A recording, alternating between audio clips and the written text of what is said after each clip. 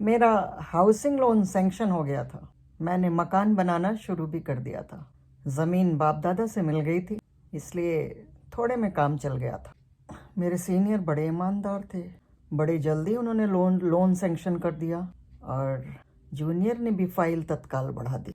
अच्छा लगा मुझे, ना तो कोई चापलूसी करना पड़ी और ना कोई चाय पानी का इंतज़ाम करना पड़ा। काम आसानी से हो, कोई चकल्लस नहीं। एक बार में सारे कागज़ जमा किए और लोन मिल गया। जूनियर अधिकारी ने भी बराबर बड़ी मदद की, इससे इनकार नहीं किया जा सकता।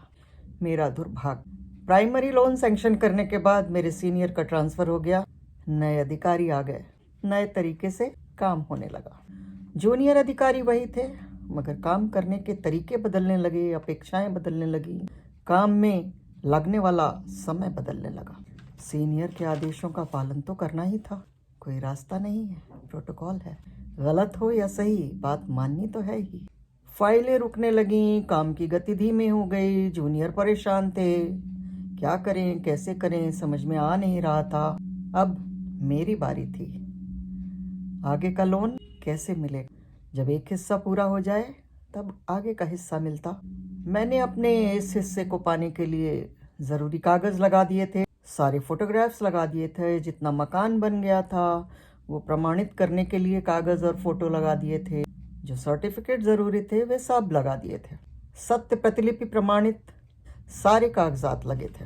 मैं जान रहा था नए अधिकारी हैं, काम होने में समय लगेगा। 2 महीने चुप रहा, लेकिन कब तक चुप रहता? मकान तो अधबना पड़ा था, नुकसान तो मेरा ही था।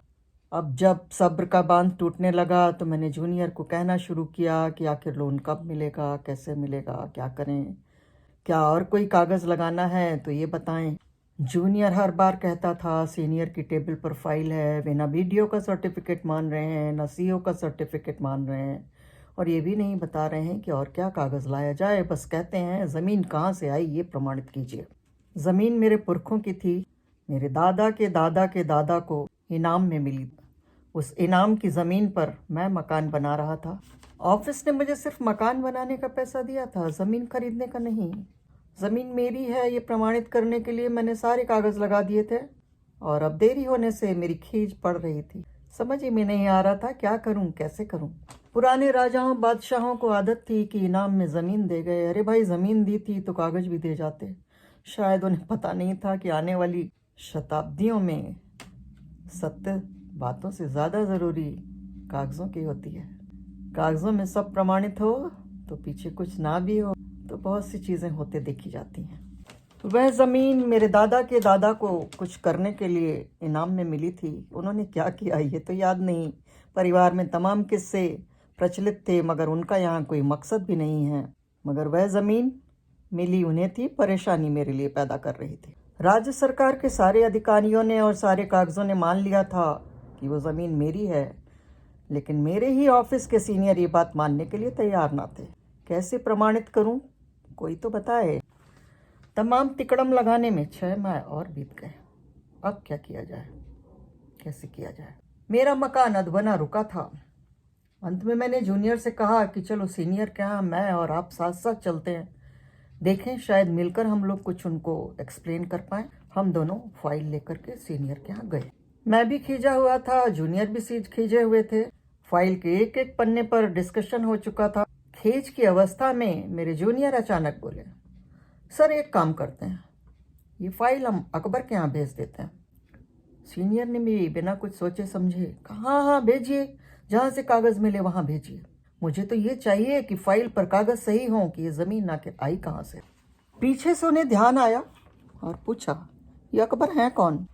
जूनियर भी उसी तंद्रा में बोला, अरे बादशाह अकबर सर, उन्हीं ने तो इनके दादा के दादा के दादा को ये ज़मीन इनाम में दी थी। शायद कुछ अच्छा काम किया था उन्होंने, वहाँ से ये लिखवा कर ले आएंगे कि ज़मीन उन्होंने क्यों दी, कैसे दी, कागज़ उसके कहाँ हैं, शायद ये भी वो बता पाएँ।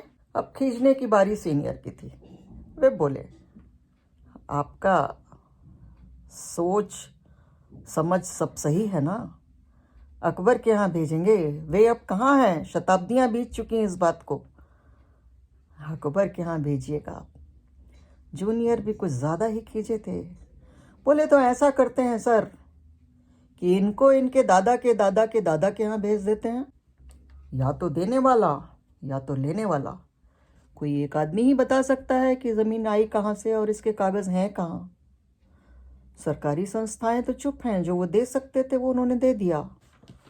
उस खींच की अवस्था में मुझे हंसी आ गई और पूछ बैठा, मगर ये अकबर और मेरे दादा के दादा के दादा का पता क्या होगा, स्वर्ग या नर्क?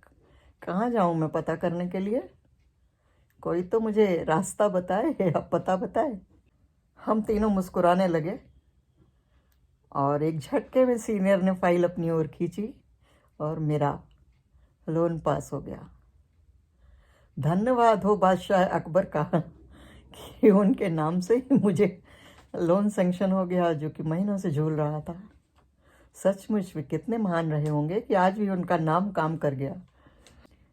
मेरा मकान बन गया। मेरे जूनियर और सीनियर को धन्यवाद देने के पहले मैं बादशाह अकबर को धन्यवाद देना चाहती हूँ। और अंत में दादा के दादा के दादा, वे किसी के भी हों, उनको सावधान करना चाहती हूँ कि यदि कभी ज़मीन इनाम में मिले तो साथ में कागज़ ज़रूर ले लीजिएगा, वरना सिद्ध करते करते सदियां बीत जाएंगी कि ये ज़मीन आपके पास आई कहाँ से, और आपके बच्चे परेशान होते घूमेंगे। फिर मिलते हैं जल्दी ही।